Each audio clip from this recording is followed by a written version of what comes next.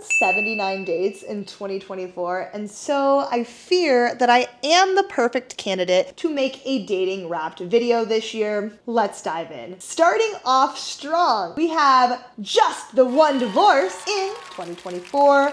Go me. Fingers crossed we can get a fully fledged, signed, sealed, and delivered divorce in 2025. Stay tuned. We are still, in fact, working on all of it after 2 years. Moving on. Of the 79 dates that I went on, 29 were first dates. That is almost a month of going on first dates, and that truly is something. I don't know if it's good. I don't know if it's bad. I really don't know what that means, but it is a wild thing to think about. With that said, however, the breakdown of these first dates looked like 63% being drinks-based, 23.3% being food-based, and then finally 10% were coffee dates. Up next, we have one of my favorite slides all about astrology. As a Sagittarius sun, Gemini moon, and Gemini rising, I really care about astrology. Unfortunately, I did not ask all 29 men what their star sign was. But of the ones that I did ask, which was a pretty large number, these are the 3 signs that showed up the most, and they showed up completely evenly. Each of these 3 signs appeared 3 times in my dating history in 2024. So with that said, we are going to start off with Geminis. Now, none of the Geminis I went on a first date with got past that first date. I don't know what that says about our compatibility, but I do find it interesting. So, something to note. Next, we have Pisces. My goal for the rest of my life is to never go on another date with a Pisces man again. I know that we're not compatible. That's already been laid out in the universe. It's already been tried and tested. They're just not for me. That's not to say that they're not for other people, but they're not for me, and that's okay. Moving on, we have Scorpios. I have a lot of Scorpio friends, and something I thought was really interesting about all 3 Scorpios I went on dates with in 2024 was that all 3 were incredibly academically minded. 2 of them had PhDs, and then the other one was just like very curious about life, always doing research, always pushing themselves, and I just found that very interesting. Go Scorpios. All right, y'all, up next, who the fuck were these men? A great question. Their average age was 29.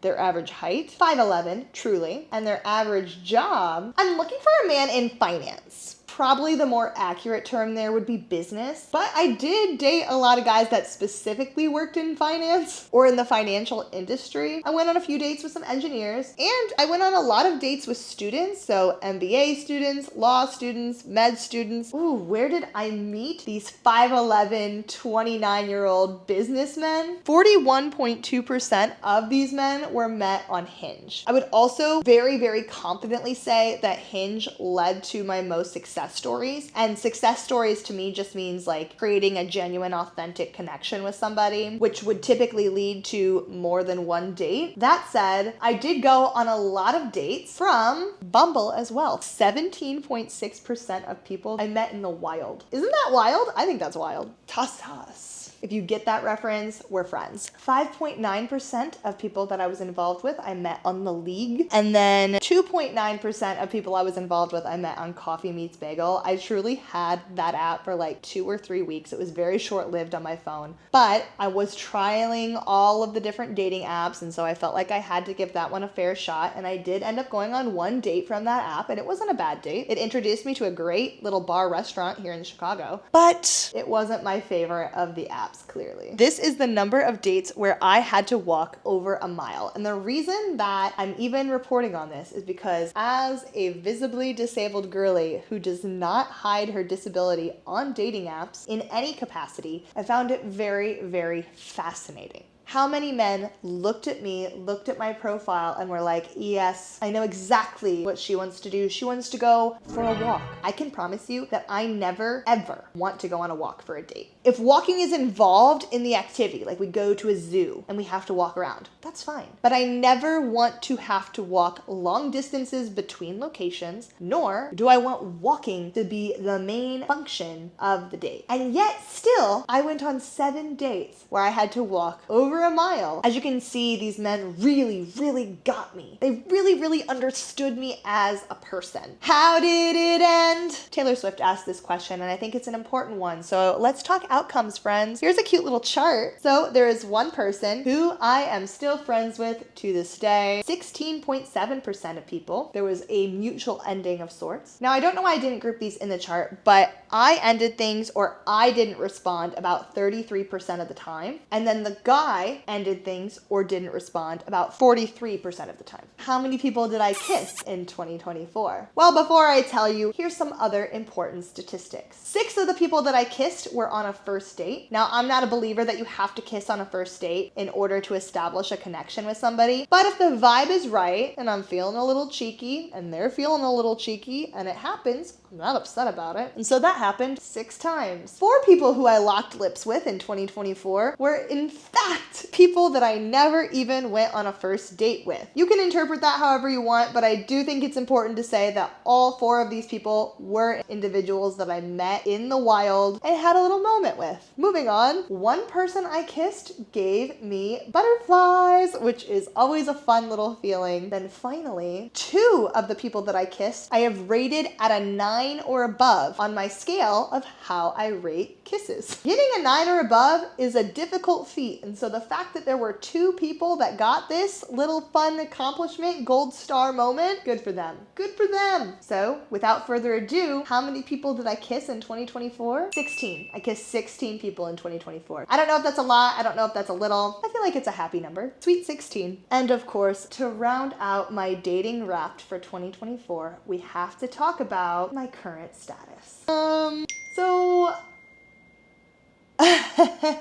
With that said, I need to go. Thanks for tuning in to my 2024 dating wrapped video. If you liked it, be sure to hit that follow button and stay tuned if you want updates on my dating life in 2025. And as always, I will see y'all next time. Bye!